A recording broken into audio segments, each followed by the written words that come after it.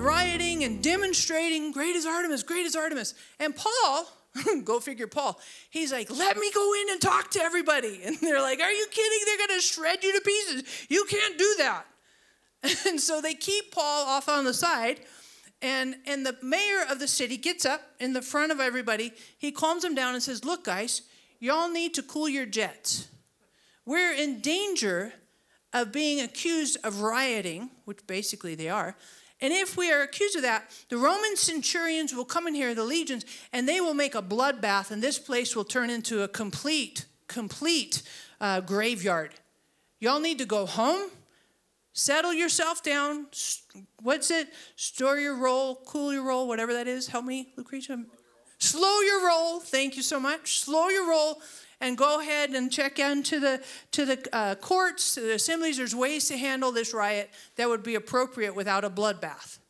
Good night. Goodbye. Good riddance. Go, go, go, go, go. So they all go back to their homes.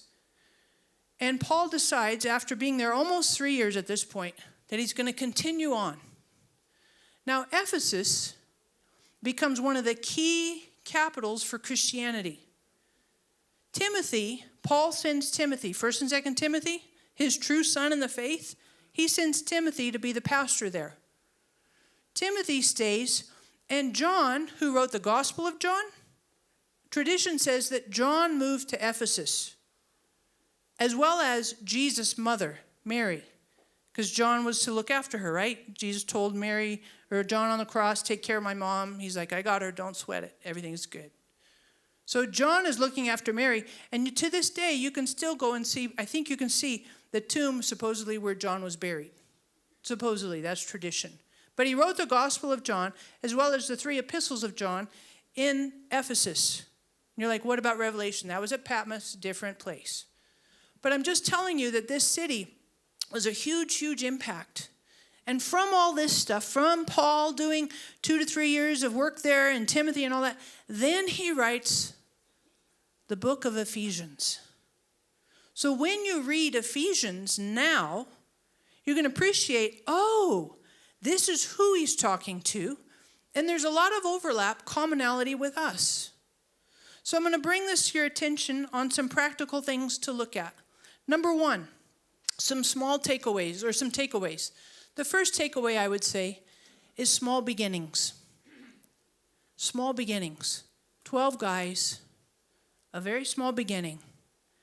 But guys who said, yeah, I'm willing, let's go. Let's do this. A second takeaway, and I think for us, we can't minimize just because it might be, look around, and I remember in COVID thinking, wow, whew, it feels like we shrunk.